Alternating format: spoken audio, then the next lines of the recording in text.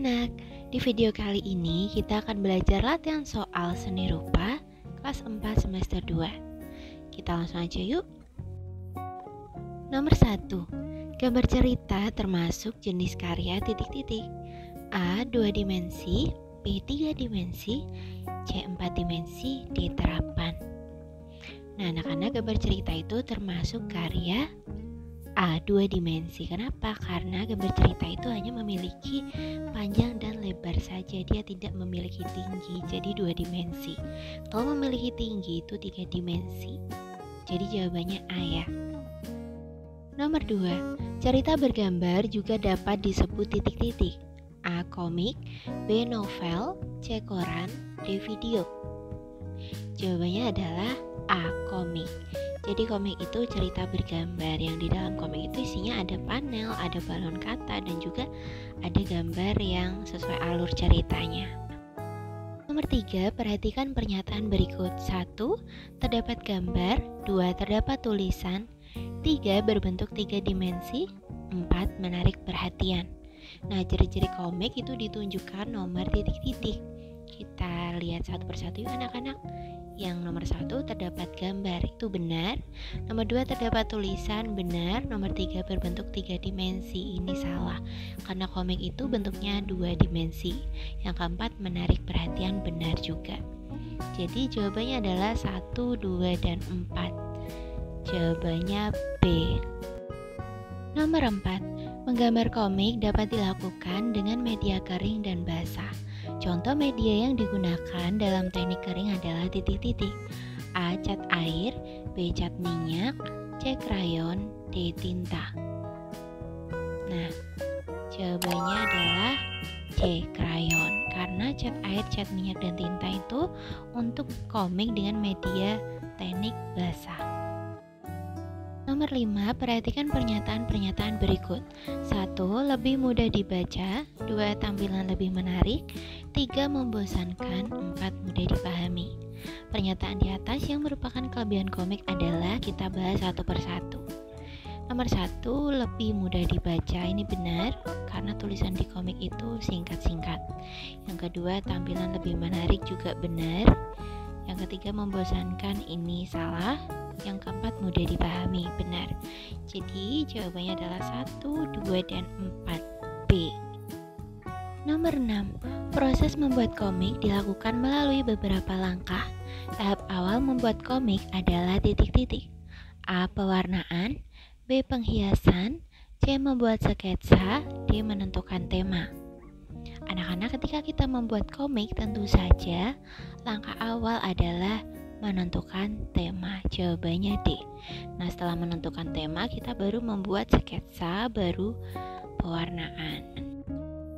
Nomor 7. Karya seni yang memiliki fungsi disebut titik-titik.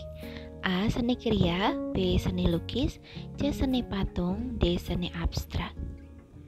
Anak-anak, karya seni yang memiliki fungsi kemudian bisa dimanfaatkan untuk kita adalah seni kriya. Jawabannya A. Nah, seni kriya ini juga bisa disebut dengan seni kerajinan. Nomor 8. Alat yang terdapat di rumah untuk kegiatan menabung adalah titik-titik. A. Celengan, B. Tas, C. Sepatu, D. Lemari.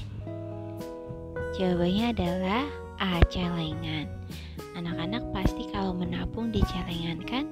Nah, fungsi celengan adalah untuk menabung, menyimpan uang, untuk mewujudkan impian kita.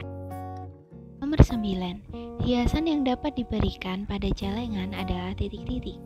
A. Kain, B. Kertas, C. Plastik, D. Ornamen. Jawabannya adalah D. Ornamen. Nomor 10. Pada zaman dahulu, celengan merupakan salah satu produk kerajinan titik-titik. A. Gerabah, B. Topeng, C. Patung, D. Pahat. Anak-anak, pada zaman dahulu itu celengan merupakan produk kerajinan dari gerabah. Jawabannya A. Apa itu gerabah?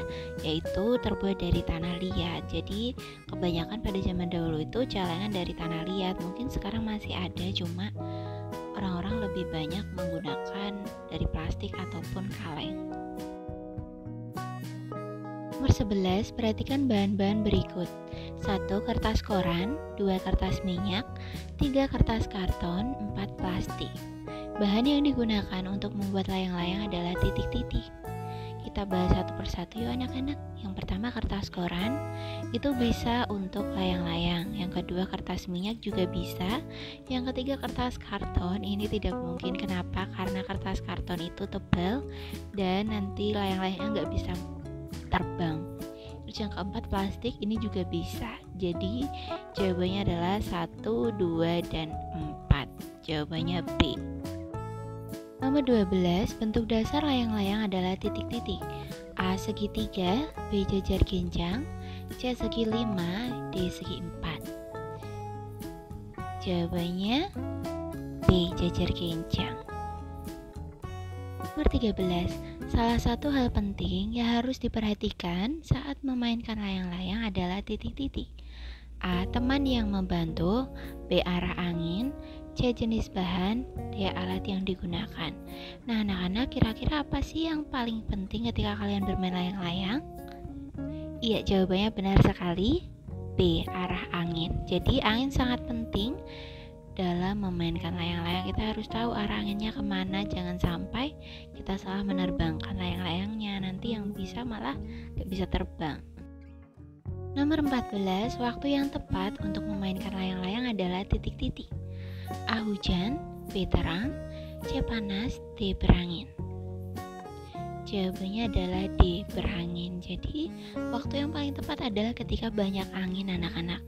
Oh ya anak-anak, jangan sampai ketika hujan kalian bermain layang-layang karena itu bahaya ya. 15, layang-layang dapat terbang karena memperoleh bantuan energi titik-titik. A. Angin, B. Cahaya, C. Air, D. Panas bumi. Tentu saja jawabannya adalah A. Angin. Nah anak-anak, sekian pembelajaran kita kali ini. Semoga dengan latihan soal ini kalian bisa lebih paham ya. Jangan lupa like, comment, dan subscribe. Sampai jumpa di video berikutnya.